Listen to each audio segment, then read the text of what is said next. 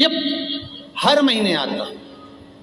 जब आपके हृदय में कभी कोई बात आ जाए कि बाबा आज मेरा मन ये कह रहा है और आपको सुनना है बाबा, आपको स्वीकारना है बाबा, आपको मेरे मन की बात जानना है बाबा, बस हाथ में चंदन लगाया, बेलपत्री का भाग इस तरह से पकड़कर शिव जी से अपने हृदय की बात कहकर, मेरे देवाधिदेव महादेव से दिल से कहकर, अशोक सुंदरी वाली जो जगह होती है, आपको बताया है अशोक सुंदरी का जो स्थान होता है, ये शिवलिंग या अशोक सुंदरी की जगह, इस बेलपत्र को अशोक सुंदरी वाली जगह पर जहाँ शिवलिंग है, शिवलिंग की साइड पर पहले नंबर की पत्ती का मुख होना चाहिए, बस उसको रख दीजिए और उस पर थोड़ी देर हाथ रखकर अपने हृदय की बात मेरे महादेव को दिल से कहकर आ जाइए।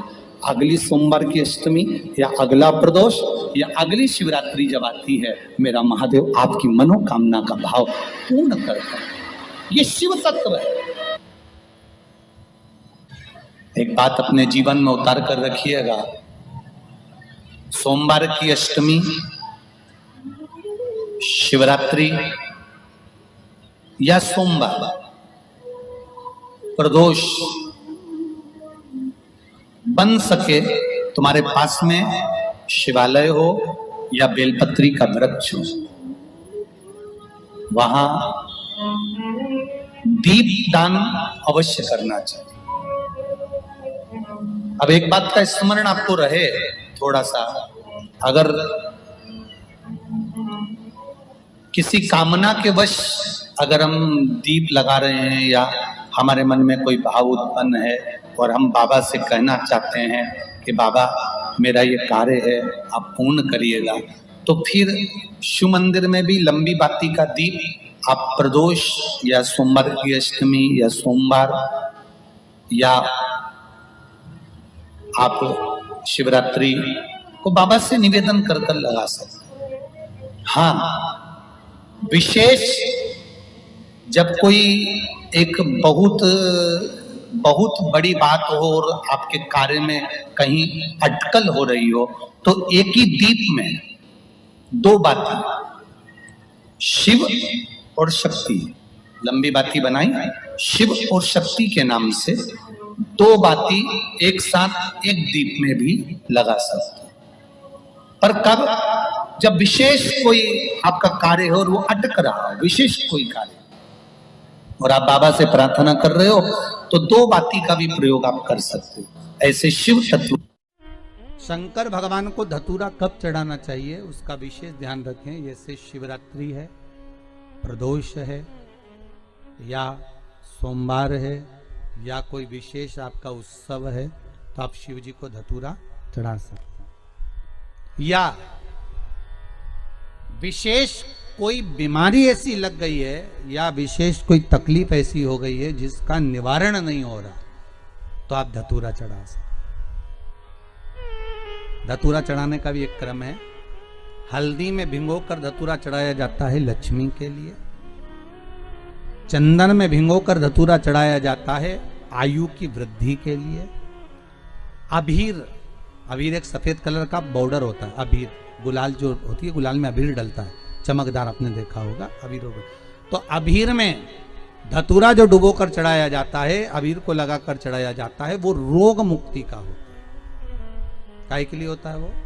रोग मुक्ति। ओम श्री शिवाय नमस्तुभ्यम, ओम श्री शिवाय नमस्तुभ्यम, रोग की मुक्ति। धतूरे का भी एक स्मरण होता है महाराज। बहुत भारी रोग है, बीमारी लग गई है, डॉक्टर अपना काम कर रहे हैं, घर का व्यक्ति बहुत बीमार हालत में पड़ा हुआ है, तो बेलपत्री के वृक्ष के नीचे भी शिवलिंग का निर्माण कर कर एक धतूरा समर्पित करा जाता है, जिससे रोग से मुक्ति होती है। उसमें ना तो हल्दी लगाई जाती है, ना चंदन लगाया जाता है, ना अबीर लगाया जाता है, केवल धतूरा चढ़ाया जाता है। जिसके जीवन में हमेशा कांटे ही मिले हैं, बेटी बड़ी हुई तो घर में मायके में दुख देखा, और मायके से गई ससुराल में तो ससुराल में दुख देखा, ससुराल में भी दुख देखने के बाद में भी पति को बहुत कुछ काम खुलवाया, बहुत धंधे खुलवाए, नौकरी लगवाई, पर वो पति बार बार छोड़ कर आ गया, बार बार तकलीफ भोग रहा है, बार बार कष्ट भोग रहा है। फिर थोड़े दिन काम करता है, थोड़े दिन छूट जाता है, फिर व्यापार में बढ़ता है, फिर छूट जाता है, फिर कोई दुकान खुलवाई, थोड़े दिन अच्छी चली, फिर वापस वहीं घर पर आकर बैठ गया। अर्थात उसके जीवन में वो शूलता चल रही है।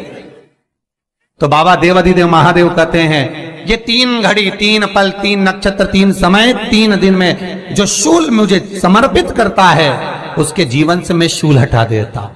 वो 3 दिन लिखे स्कंद पुराण।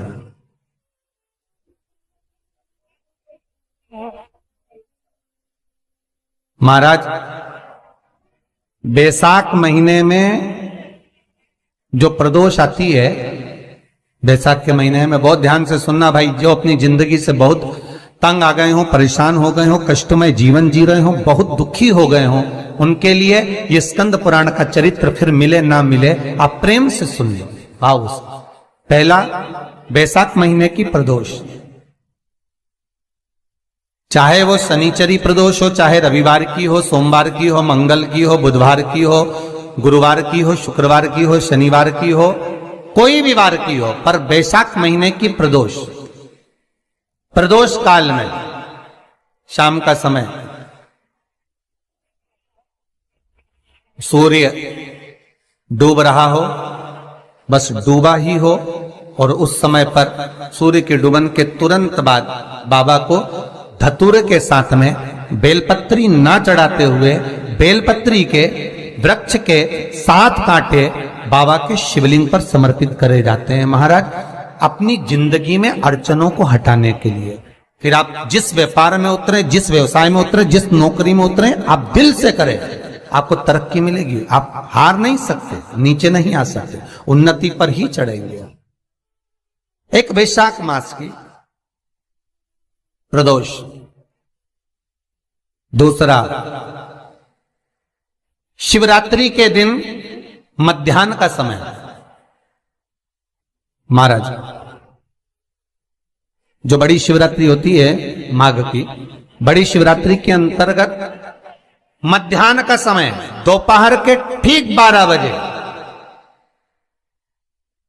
चाहे फिर वो कोई भी दिन हो महाराज, शिवरात्रि जिस दिन पड़ रही हो,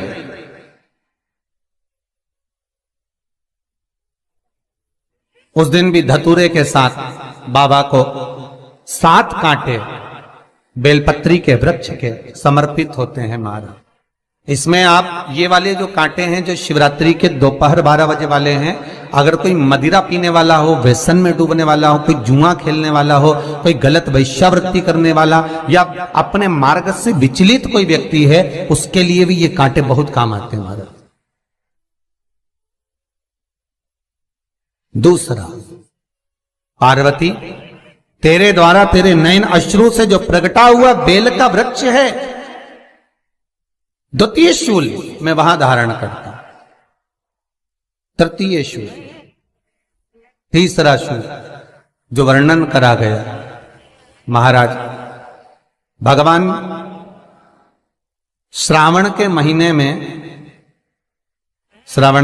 में जो भी दूसरा सोमवार पड़े, जो भी पड़े, श्रावण के महीने का जो दूसरा सोमवार होता है, उस दूसरे सोमवार में रात्रि के समय पर, अर्थात शास्त्र अब घड़ी और पल का स्मरण करेंगे तो रात्रि के बजेंगे 10 से 12 बजे महाराज, 10 से 12 के बीच में धतूरे के साथ बाबा को शूल समर्पित होता है महाराज।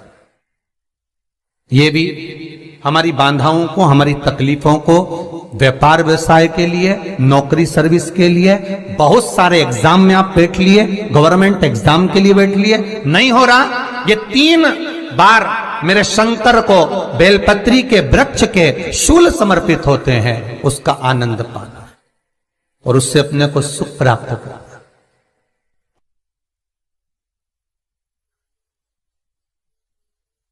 कि बाबा भोलेनाथ जी के नयन अश्रु से जो प्रकट हुआ वो रुद्राक्ष का पौधा है, माता पार्वती के नयन अश्रु से जो प्रकट हुआ वो बेलपत्री का पौधा है, और उमा और महेश,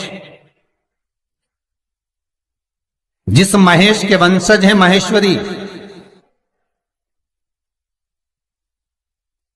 जिनकी 12 खाम प्रगटी है भगवान महेश के द्वारा,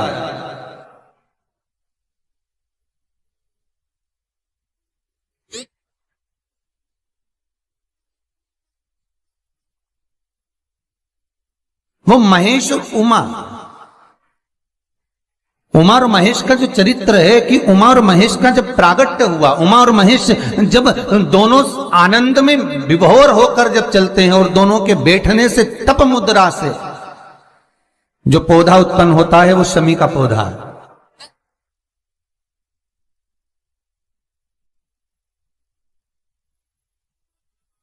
शमी का पौधा। तो एक बात ध्यान रखिए, शिव जी के द्वारा जो निर्मित हुआ उसमें कोई शूल नहीं है, उसमें कोई कांटे नहीं है। पार्वती के द्वारा जो निर्मित हुआ बेलपत्री का पौधा, उसमें कांटे हैं। और पार्वती के मिलन से भी जो उत्पन्न हुआ है शंकर के साथ में, उसमें भी कांटे हैं। शमी के पौधे में भी कांटे हैं, शमी के वृक्ष में भी कांटे हैं।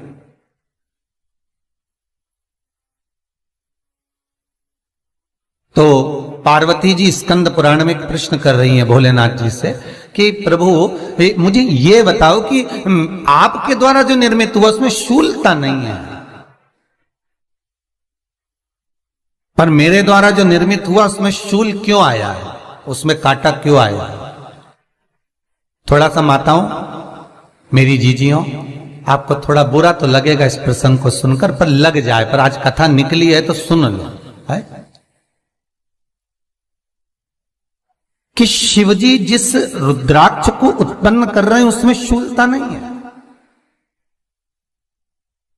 पर पार्वती जी जो संग में मिली हैं उसमें भी शूलता है, और पार्वती के द्वारा जो प्रकट हुआ बेलपत्र उसमें भी शूलता है।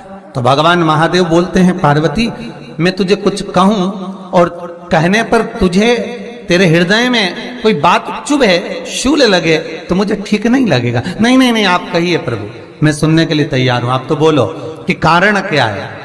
भगवान कहते हैं, पार्वती बस अंतर इतना है, नारी का जो स्वभाव होता है, स्त्री का जो स्वभाव होता है, उसके हृदय में छोटी छोटी बात के शूल बहुत होते हैं।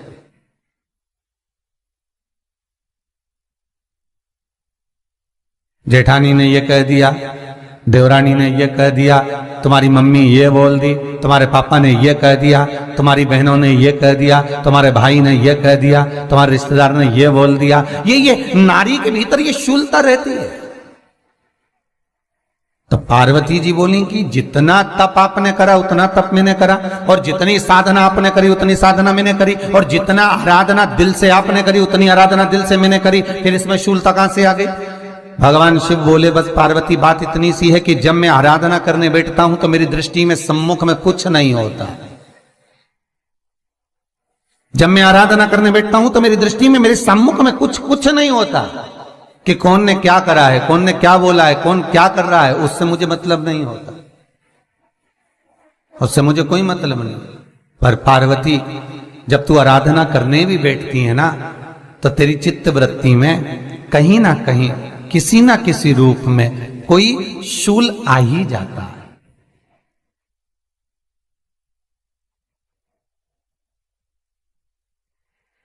कई माताओं की आदत देखी साहब, भगवान की सेवा करने बैठी है तो भी भीतर थोड़ा सा शूलता भरी हुई है। महाराज बताओ, इतने सारे भगवान इकट्ठे कर लिए, मैंने बोला था बहू से कि वहां रख लेती है, बताओ इतने सारे यहां पर लाकर रख दिए हैं, अब इसकी सेवा करना पड़ रही है, अब ये करना पड़ रहा है। प्रसाद लेने के लिए रसोई घर में गई, भगवान का भोग लगाने के लिए, तो उसमें भी शूलता आ गई। इतने घंटों से मैं सामान ढूंढ रही, फ्रिज में मिल ही नहीं रहा, मैंने रख के गई थी, भगवान जाने कहां चले गए। भगवानों को वस्त्र पहना रही है तो शूलता है। अलमारी का ड्रॉज खोला, इसमें मैंने सामान रखा था, ना जाने भगवान का श्रृंगार कहां चले गया, कौन ने हाथ लगाया, फिर शूलता आ गई। भोजन करने बैठे तो शूलता है, कोई कार्य के लिए जा रहे हो तो शूलता है। अर्थात कहीं ना कहीं नारी के जीवन में शूलता बनी हुई है। और पार्वती, जब तुम भजन करो, तप करो, साधना करो, भक्ति करो, उसमें शूलता नहीं होना चाहिए। श्री शिवाय नमस्तुभ्यम, ओम श्री शिवाय नमस्तुभ्यम, ओम श्री शिवाय नमस्तुभ्यम, ओम श्री शिवाय नमस्तुभ्यम, ओम श्री शिवाय नमस्तुभ्यम, ओम श्री शिवाय। पार्वती जी ने कहा, भोलेनाथ तो क्या आप मुझे स्वीकार नहीं करेंगे बेलपत्री के रूप में? क्या मुझे स्वीकार नहीं करेंगे शमी पत्र के रूप में? पद्म पुराण, स्कंद पुराण, लिंग पुराण, नर्मदा पुराण और शिव महापुराण, ये सारी पुराणे वर्णन करती है। पार्वती जी का खंड आनंद वर्षित कर रहा है, वर्णन कर रहा है। पार्वती खंड वर्णन कर रहा है, सती खंड वर्णन कर रहा है। उमा संहिता वर्णन कर रही है। क्या आप मेरा ये बेलपत्र का स्वरूप आप धारण नहीं करेंगे? इसमें शूलता इसलिए भगवान कहते हैं नहीं नहीं, धारण तो करूंगा। वो केवल शिवरात्रि के दिन करने का होता है। शिवरात्रि का प्रसंग कहता है अपने मन की अभिलाषा रखकर तुम्हें जो चाहिए। प्रकार आप लोगों ने भी पढ़ाई करी होगी, हमने भी करी। ऐसा रहता उसमें नोक रहती है या पेंसिल उसमें भर देते हैं और उससे ऐसा पेज घुमा घुमा के उसको कस देते हैं। वो ऐसा रखते हैं, कॉपी पर ऐसा रखा जाता, फिर उसको ऐसा घुमाते घुमाते कि नहीं घुमाते? अरे बोलो तो, सबने करा है ना ऐसा घुमाए, वो घुमाते एक जैसा गोला बन जाता बिंदु। और जो नोक होती है ना वहाँ चुभी रहती है और वो एक ही जगह पे रहती है और घूमती जाती है। उसी तरह इस मन को, इस दिल को एक में लगा के रखो, बाकी की सब दुनिया में घूम के आ जाओ। दिल एक में लगा कर बैठ गए, चित्त एक में लगा कर बैठ गए तो सृष्टि में कहीं पर भी घूम कर आओगे, परमात्मा उस जगह पर हाजिर मिल जाएगा। पर स्थान मत छोड़ना, जगह चित्त वृत्ति ना छूटी जाए, भगवान का भजन ना छूटे, उसका स्मरण ना छूटे। ये वस्तुएं, ये सामान, ये सामग्री, ये दौलत, ये सत्ता सब जाने वाली। जहां बैठे हो उस मन को वहां लगाना। हम तो यहां तक कहते हैं, यहां तक कहते हैं होटल में जाओ तो दिल होटल में लगा लो, होटल में जाओ तो दिल होटल में लगाओ, खाने में लगाओ, बफेट में जाओ तो बफेट में लगाओ, शादी में जाओ तो थोड़ा रिश्तेदारों में लगाओ, और अगर सत्संग में आओ तो मेरे भोलेनाथ में लगाओ। दिल लगाना ना भूलिएगा। परमात्मा को थोड़ा समय जितना दे रहे हो, 3 घंटा, 2 घंटा, 2.5 घंटा, 1 घंटा, आधा घंटा, जितना हम भगवान को देना, उतनी देर भगवान में चित्त होना चाहिए, उतनी देर भगवान में मन लगाना चाहिए। पर ना जाने दुनिया के लोग कहां चले गए, वह मोबाइल ने सब हटा दिया। हर 15 मिनट में ऐसी याद आए ना, व्हाट्सअप खोल के बैठ जाए। आप इस त्रिपुंड 3 रेखा का दर्शन भगवान विष्णु के मस्तक पर भी कर सकते हैं। आप ये 3 रेखा का दर्शन स्वयं ब्रह्मा के मस्तक पर भी कर सकते हैं। आप ये 3 रेखा का दर्शन स्वयं भगवान कृष्ण के मस्तक पर भी कर सकते हैं, श्री जी बाबा के मस्तक पर भी कर सकते हैं इस त्रिपुंड का दर्शन। बस अंतर इतना है, शिव जो त्रिपुंड लगाए हैं वो आड़ा है। तिरुमाला में जो तिरुपति बाबा का अपन दर्शन करते हैं, जो त्रिपुंड लगाए हैं वो खड़ा है, 2 सफेद बीच में लाल। मेरे श्री जी बाबा ने भी अपने मस्तक पर त्रिपुंड धारण कर रखा है। मेरे श्री जी बाबा ने भी अपने मस्तक पर त्रिपुंड धारण करा है, और बाद में एक कुंकू की रौली की एक तिलक को धारण कर रखा है। तो वो त्रिपुंड का जो दर्शन हो रहा है, सोने की 3 रेखाओं का जो दर्शन हो रहा है, वो आप करेंगे। वो सोने की जो 3 रेखाएं, उसका जो दर्शन हो रहा है वो आप कर सकते।